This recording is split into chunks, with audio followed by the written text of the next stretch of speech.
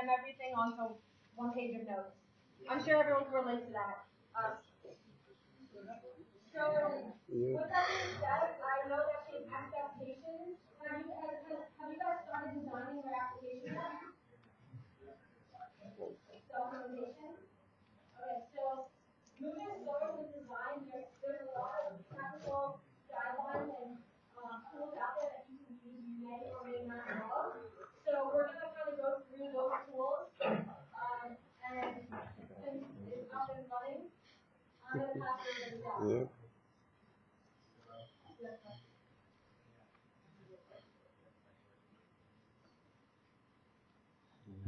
Okay. I don't like that because is this good? Can you hear me? Okay. So yeah, this is us, Ariel and Zach. I think she already introduced us, so I'm just gonna go beyond this. Do you want to say something about I4 and everything?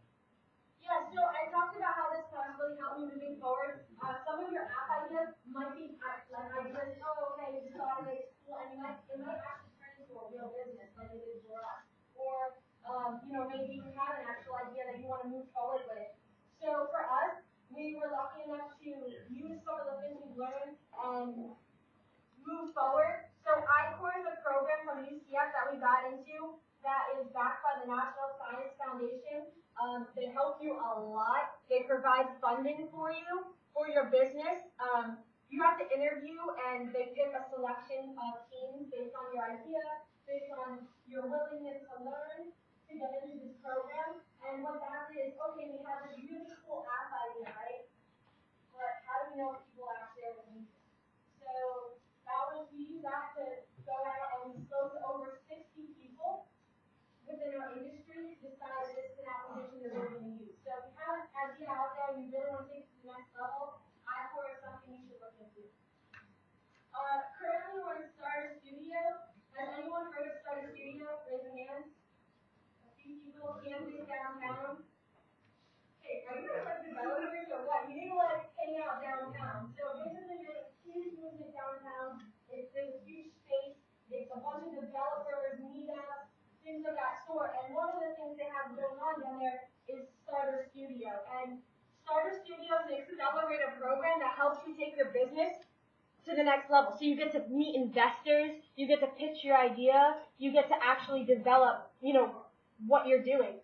So if you have an idea, or if you're interested in meeting other developers, doing meetups, Starter Studio and Canvas Downtown is a good place to be hanging out at. I definitely recommend it, and you'll definitely network and meet connections that will help you move forward. And the jazz competition, who's heard of that? So the jazz competition, we just found out today that we got in, so we'll be competing in that, and it's like up to $75,000 worth of prizes for our business. So there's definitely things to help you moving forward. So just to show you an example of I-Core, because you're like, what is I-Core? There's a final video that we had to put together. I have to speak really quickly because I had to fit everything we were doing into a 2-minute video. So I'm just going to go ahead and show the video so you can get a better idea. Does it sound that way? It will.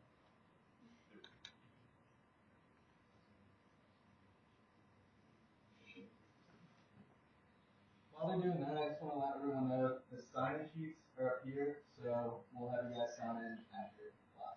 Research shows the global music production and distribution industry, a $47 billion industry, are moving quickly away from physical sales and primarily focusing on digital music production. Individuals leveraging the internet to independently produce music have changed the landscape of this music industry moving forward. Zouk Music App addresses the trends towards leveraging digital technologies by creating a platform dedicated to connecting individuals within the music industry in order to expand their reach, connections, and network of people. So what did we do? We created Zouk Music. We stopped with the mock-ups and immediately dove into the science of customer discovery and the lean startup method. Try telling IT people and developers they have to get out of the building. But that's exactly what we did. Our application covered such a broad range, and so we began conducting customer interviews, which generated key insights and new subject matter. These interviews became our laboratory to run our experiments, which distilled into confirmations and contradictions of our hypothesized market. So first, we acknowledged our confirmation bias demon and listened carefully to discover the pains of our interviewees. We gained valuable, expected, and unexpected, and even experienced the rush of a few aha moments. Zoop change. One of our hypotheses were invalid. Studios don't need a better way to find new clients. Rather, they need a better way to maintain the relationships with those clients through collaboration.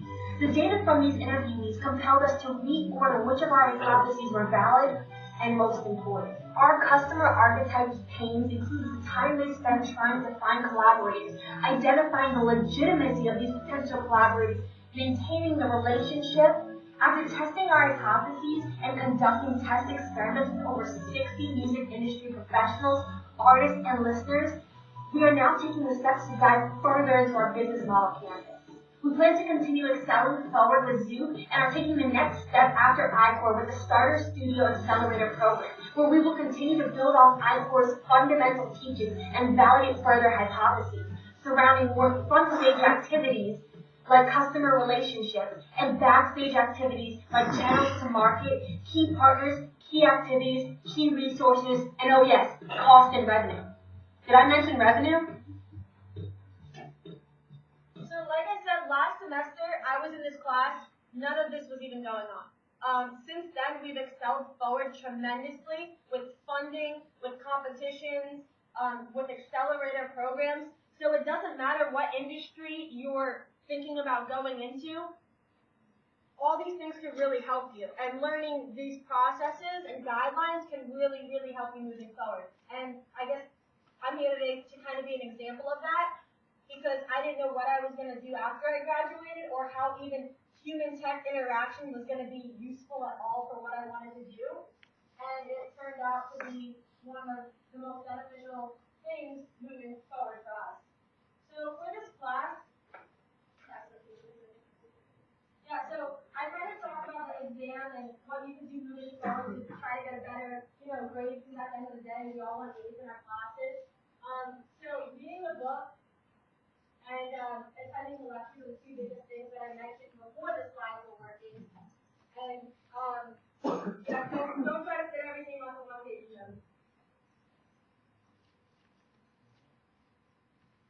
So Zach's going to kind of go over prototyping and mocking up screens, and feel free at any time if anyone has any questions, just go for it, and we will help you back to that. Alright. So, I'm going to talk a little bit about mock-ups and just initial mock-ups to design, and then after that, how to get a prototype working from those mock-ups, how to get feedback from your customers, and then just a few resources and guidelines that should be helpful.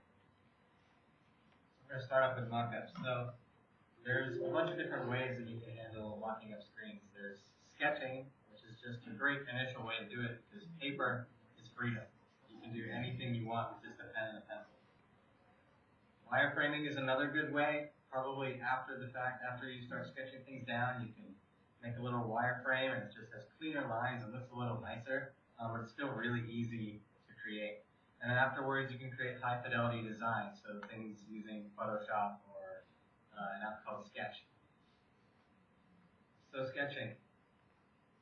Again, paper is limitless. All you have to have is a pencil, piece of paper, draw stuff, pretty much done. And so, this is a real, this is really this is actually an app that's out there now that Zach has created, and it started like this.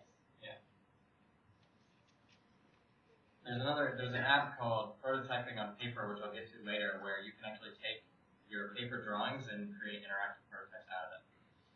So sketching is really useful, and it really helps facilitate creativity.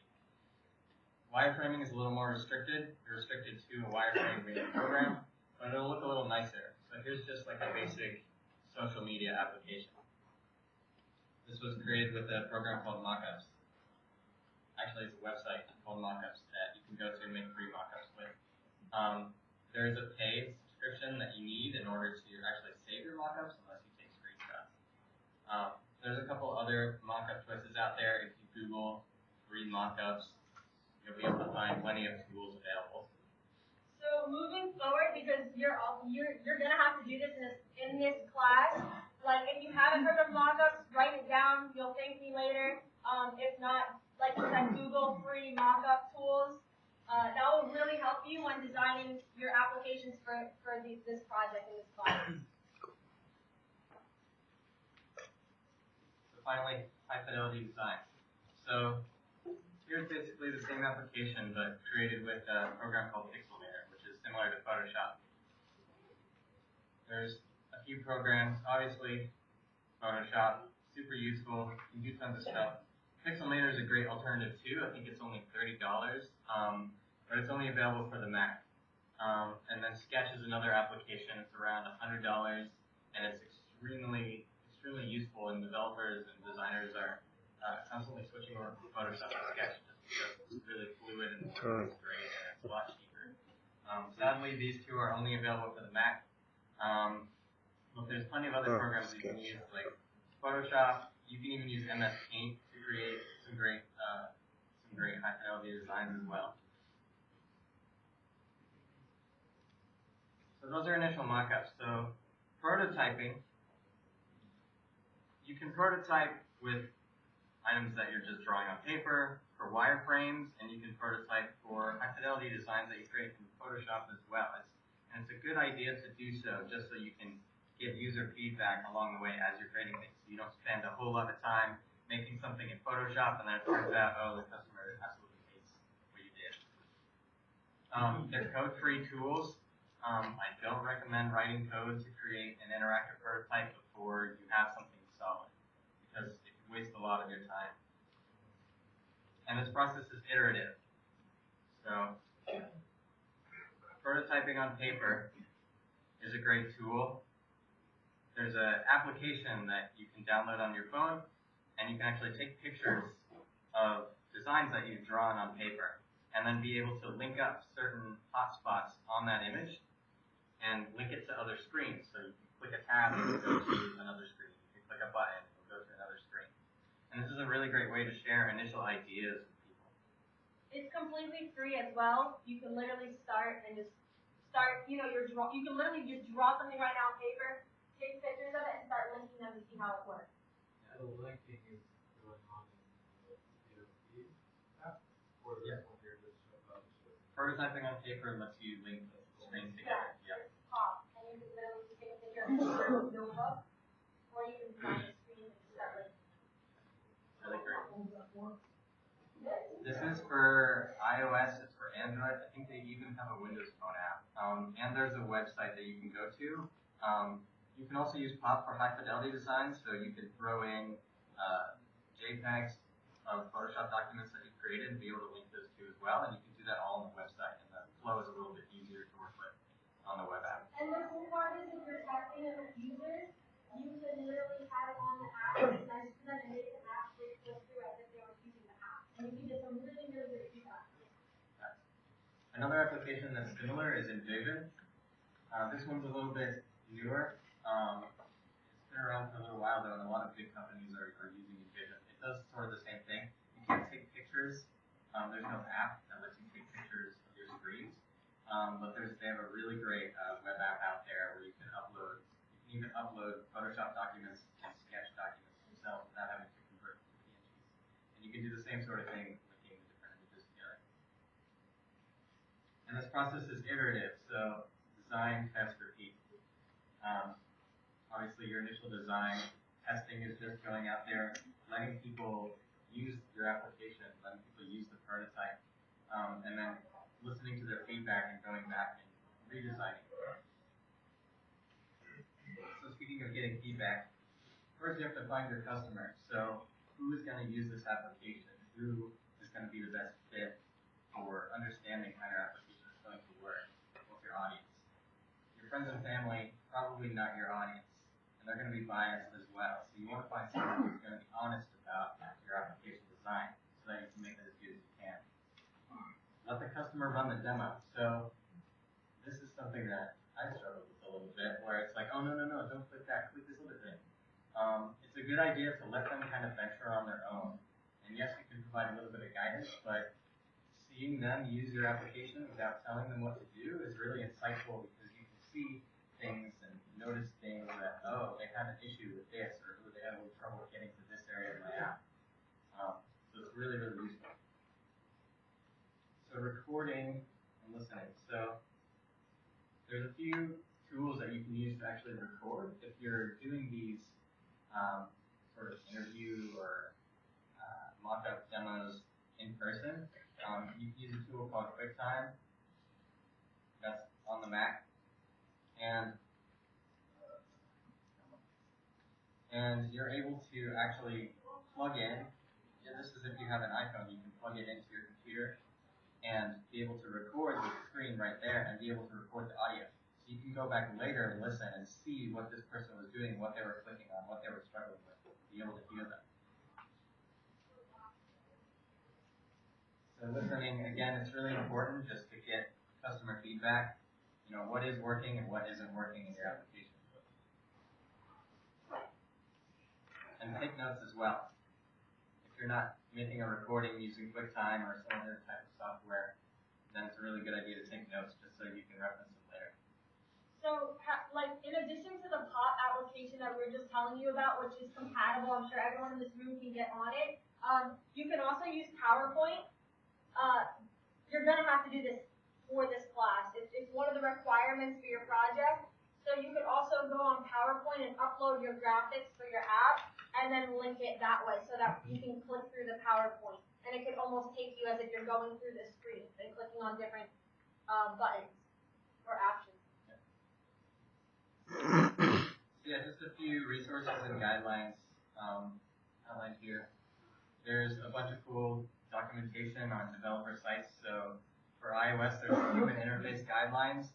Very, very useful tool. Just a bunch of things that Apple has put together just to explain how designing for iOS should be. And you can find all sorts of cool documentation over at developer.apple.com. Android as well. They've got material design, a bunch of documentation on that, how to design material design, and the Android design principles. And again, developer.android.com. So yeah. So you want to open up Photoshop and show some mock-ups? So is anyone actually moving forward with their app, like after this class? You're like, hey, I think this has potential. I want to like make this thing real. Nobody in this class? Wow. Okay. Last class we had some people that are actually trying to move forward with it.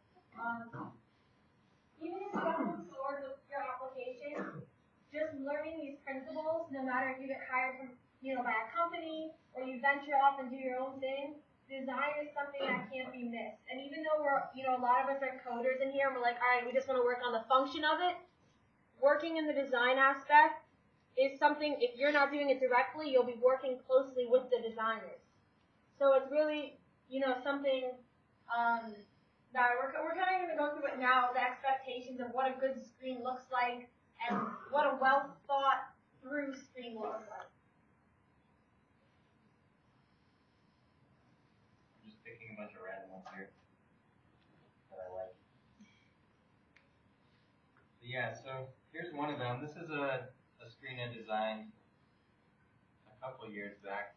I had this idea for an app that just shows you a week's worth of calendar events that pulls it from your iPhone's calendar. And I was trying to think of a great format to do this in. And I don't know if I have any sketches, but initially I sketched this out, just kind of thinking, okay, what if we just had a list of 7 days, just keeping it simple. And sketching it out, I just drew lines between things, and it seemed to work out pretty well. And I was like, wow, I like how these things are divided into lines. And so I just kind of took this and I turned it into a screen here. No, those were for a different app, actually. I don't know if I can find. So right now, off the top of your head, like, what's an app? Like, someone call out. What's an app that you use and you think it's really, really well designed, and that's why you use it, or that's why people use it? Grouping. Oh, okay, grouping. Anyone else? Give like a few more apps. Uber. Spotify. What's that? Why do you think people use those applications? Or what do you think is so great about their design? Simple. So when you signed up, was it almost instantly you knew how to work that application? So what's some really bad designs then? Why, have you ever downloaded an app and that thing then you like deleted it? You're like, this isn't worth my time. What? Name something. Come on, tell me something. Yeah, or like you downloaded it and then you were like, I don't know what it is, and you got it. The UCF app. That's the worst app ever. The UCF app. Okay. So that shows us from like any standpoint how important the design could be, because you, like, we're not the only one. Like, there's everyone. If you can't figure something out in 1 or 2 clicks and get to where you're trying to go, and it's not easy to adapt, nobody's going to use your platform. And that could be for web, that could be for a software, that could be for a mobile application. Yeah. And something, again, those guidelines that I showed earlier, all this documentation is a really great resource to be able to understand what good design for apps really is. And it kind of explains like the standards on each of those platforms. But this application here kind of breaks those standards. There's not really a navigation bar, there's no tab bar, there's no nothing. It's just a list. And so I wanted to make it easy for someone to be able to understand like what's going on. All of these events, if you have multiple events on one day, you have to swipe over. And so I figured, oh, I'll just have it peek out a little bit, and then every once in a while, it'll jiggle around and show you, like, hey, I'm over here. So that's something to like consider, just highlighting different areas of your interface to the users that they might not understand right away.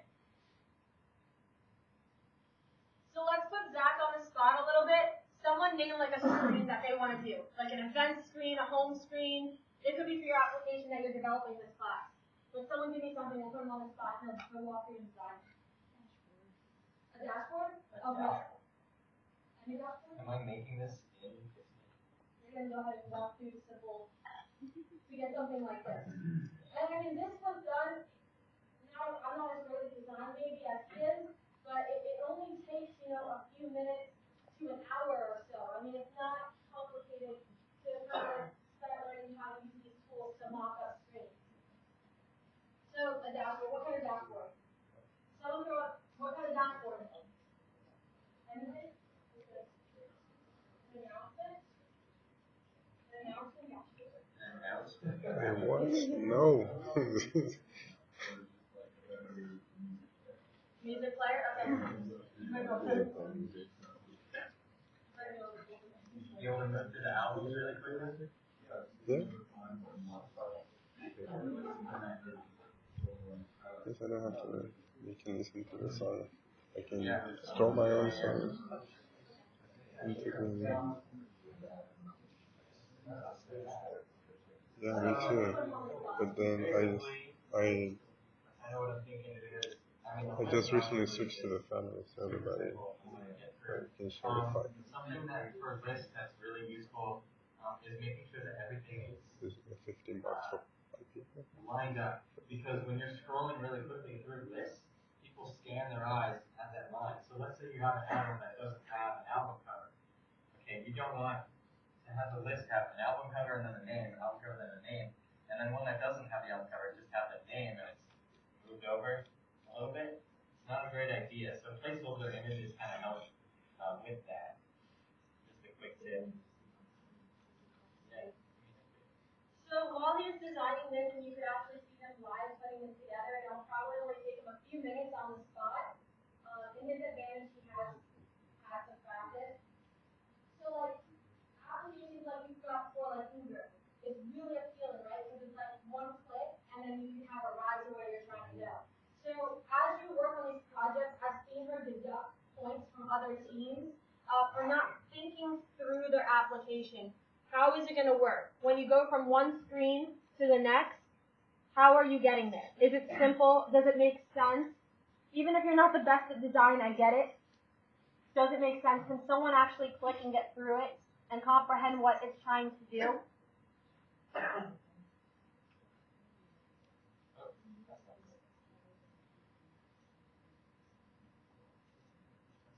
So moving forward, we're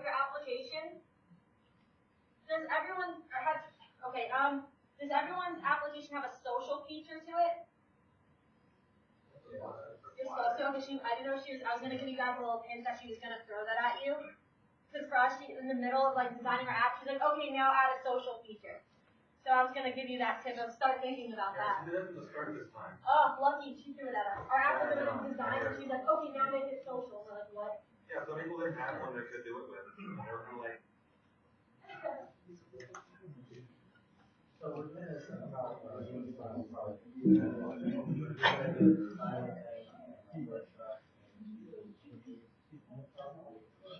Yeah, exactly. Yeah, so kind of a timeline of what you're going to be doing. You could mock up the screens if you want. You could start by drawing them just to make sure they make sense. And then you could use something like Photoshop or some of the other tools out there. I'm sure at least one person on every team is good at design in some way that can work on this. And then once you actually have this screen, you could then input that into the prototyping on paper, or if she recommends PowerPoint. I did it on PowerPoint for my last presentation, or for my last project. On PowerPoint, you just upload the screen and start linking it, click through it. Are you familiar with how to do that? Okay, so let's show you guys how to link through the PowerPoint. It will save you a lot of time because you'll be having to do it in your class. But you saw how quickly he was putting together a screen. I mean, that was like, what, a few minutes, and we already had a screen up. It wasn't the prettiest looking screen, but you get the point. Sorry. Really quick. You know, obviously he would add images in and make it look all fancy, but that was just a few minutes of putting something together. So, I think there's a way to customize it in PowerPoint, so you can actually make your PowerPoint the size of, I've done it before.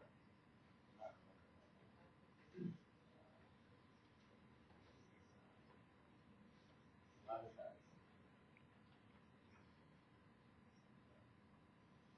Oh, inches, thank you. Good, well, I'm gonna make her enough. We'll do 5 by, he's really, really technical. I just throw it in there and it probably looks bad, but he makes sure to get all the measurements right.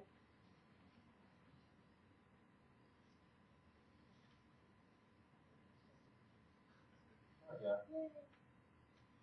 Now we got a screen. So let's say I'm just gonna take a piece of UI. I'm just gonna do 2 screens. Why are we having that? Oh, good eye. Nice.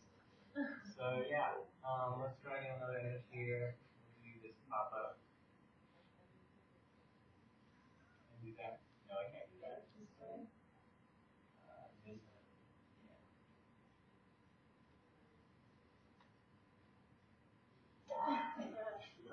There's always something that has to go like. I like Keynote better. There we go. So yeah, so what I usually do, just because it's pretty easy, I'll go here to insert and I'll choose a shape and I'll choose a rectangle. And so let's say we want to click on this event to open up the new screen. I'll set my shape fill be nothing. I'll make sure my line is nothing, so that way it's invisible. And I just lost it. There we go. And then what I can do,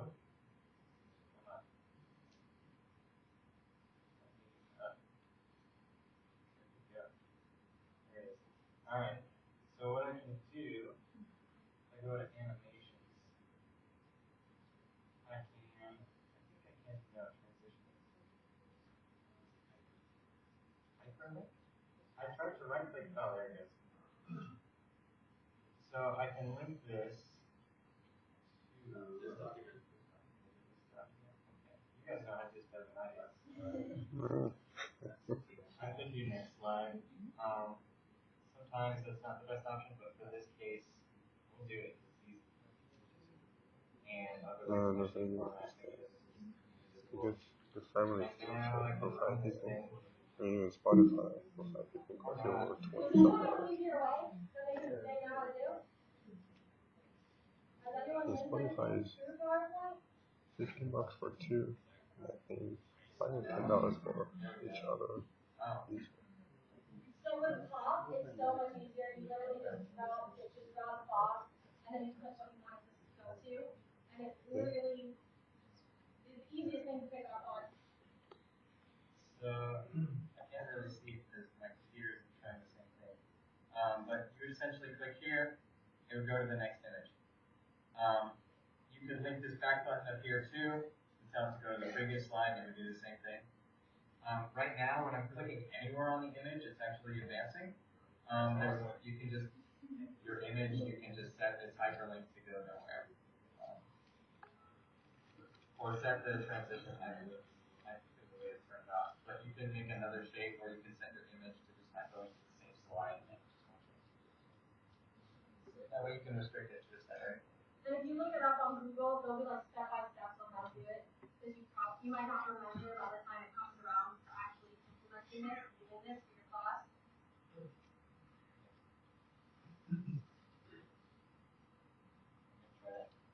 So are there any questions about maybe expectations for this class when you just took it? Any questions about developing an app? Any questions about I4? For the deliverable where we have to be like screen lockups, how many screens should there be? Like, should it be every screen in the app be type, or just some of them? And like, how deep should I go? Like, yeah, so I don't know if she's changing it up things around this semester or not. There was, I don't remember the exact number, but it needs to show what you're trying to do. So if you're a music player app, you need to see the home screen, you need to see how you select your genre, how you play the song, and then how you share the song. It would need to show what the application does for whole. okay, so at least like a complete model of all the functionality. Yeah, of course, functions and stuff. And she might have a specific number, but I don't know what number of screens she has for this semester. It's most likely going to be in your project documentation. You guys have the document, the main functionality, and a couple secondary functionalities. It's going to be enough to cover that as your main functionality. So probably ask you to cover one or two secondary functionalities in there for your actual delivery. But you don't have to make an entire application. Yeah, it's primarily the main function. What does your app do? If it plays music, you gotta show that music plays. If you can then share it with friends, and that's an app function, you know, that show you can share it with friends.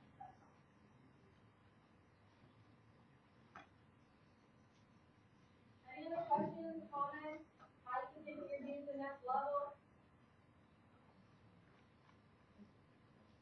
Alrighty. Alright, thanks everybody. Good luck with your class.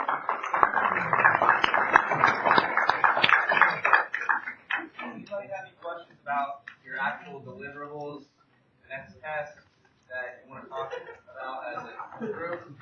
You have a deadline back for your peer reviews. You do them already? Your peer reviews?